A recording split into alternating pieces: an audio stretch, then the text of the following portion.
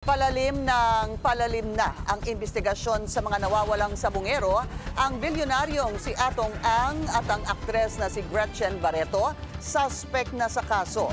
Sinampahan naman ni Ang ng reklamo ang lumantad na whistleblower na si alias Totoy. Narito ang agenda report ni Joash Malimban. Kinumpirma na ni Justice Secretary Boying Remulla ngayong araw na kinokonsidera na bilang suspects sina bilyonaryo at gaming tycoon Charlie Atong Ang at ang celebrity na si Gretchen Barreto.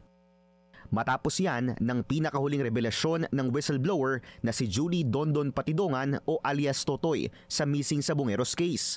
Mapasama sila kasi nga pinangalanan sila, then we will have to include them as suspects. Kaninang umaga, opisyal nang nagsumite ng kanyang complaint affidavit si Ang laban kay Patidongan sa Mandaluyong City Prosecutor's Office. Giit ni Ang, wala siyang kinalaman sa pagkawala ng mga sabongero na ayon kay Patidongan ay patay na at inilibing sa Taal Lake. Mag-isip ka doon, kung ano man ang mga, huwag ka na magsinungaling. Tinuring kita parang anak ko eh. Hindi ko alam na ganyan kakasama. Pati ako, papatayin mo pa, kikidnapin mo pa ako. Dagdag ni Ang, hindi dapat paniwalaan si Patidongan dahil patong-patong ang mga kaso nito. Aniya, ginagamit lang ni Patidongan ng spotlight para mang-extort ng pera sa mga pinangangalanan niyang personalidad. Sa isinumiting affidavit, isinalaysay rin ni Ang kung paano umano siya pinagplanuhang patay ni Totoy kasama ang isang Alan Bantiles o alias Brown at isang Ryuji Toshioka o alias Sapon.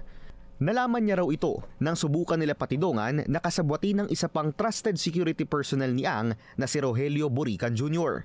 Ang trabaho ni Julie sa amin, siya nag-aasikaso ng mga properties namin. Pag may tinatayo mga buildings o ano, siya rin nag-aasikaso, farm, yung maliliit na mga bahay, mabilis siya magtrabaho. Kaya nagtiwala ako sa kanya. Hindi ko alam ang mga record niya na mayroon pala siya mga murder case, may mga hold up, may pinatay pa rin ng mga pulisyata sa Caloocan. Ang mga pahayag ni Ang, pinabulaanan lahat ni Patidongan. Sa isang exclusive interview sa Billionaire News Channel, sinabi ni Patidongan na binabaligtad ni Ang kwento. Para malaman mo, ang dami kaso ni Mr. Atong Ang. Dahil ako ang pinagkatiwalaan niya, lahat ng patayan, simula sa waiting, lahat ng kaibigan na pinapapatay niya, alam ko lahat yan. Ayon pa kay Patidongan, kaya siya nagpasyang tumistigo laban kay Ang ay dahil gusto raw siya nitong patayin. Paano hindi ako mag-decide? Buong pamilya ko gusto niya nang patay, gusto niya nang masakirin. Tanggap ko na sa sarili ko kung ako lang ang madadali niya.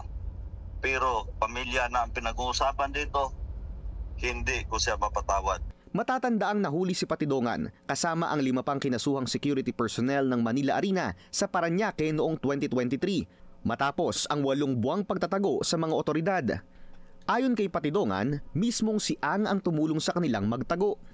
Si Mr. Atong Ang, bumili ng bahayan, kaya ko, mayroon akong kopya na ginawa pa ako na kunyari inutusan ko yung isang tao niya na nakapangalan sa isang tao niya.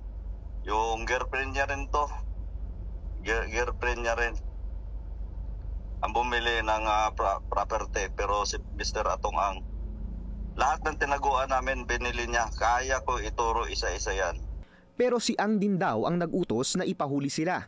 Sa presscon kaninang umaga, kinumpirma ng kampo ni Ang na mayroong 300 million pesos na offer para kay Patidongan. Pero hindi raw para sa recantation ng kanyang statement, kundi para matulungan siyang makatakas. Ani Patidongan, hindi rin ito totoo. At umabot pa nga raw sa 500 million pesos ang offer para bawiin niya ang kanyang statement. Hindi pa nakakapagsumite ng official affidavit ang kampo ni Patidongan. Hinihintay pa raw nilang makumpleto ang lahat ng mga dokumento para maging solid ang kaso laban kay Ang. Para sa agenda, Joash Malimban, Billionaire News Channel.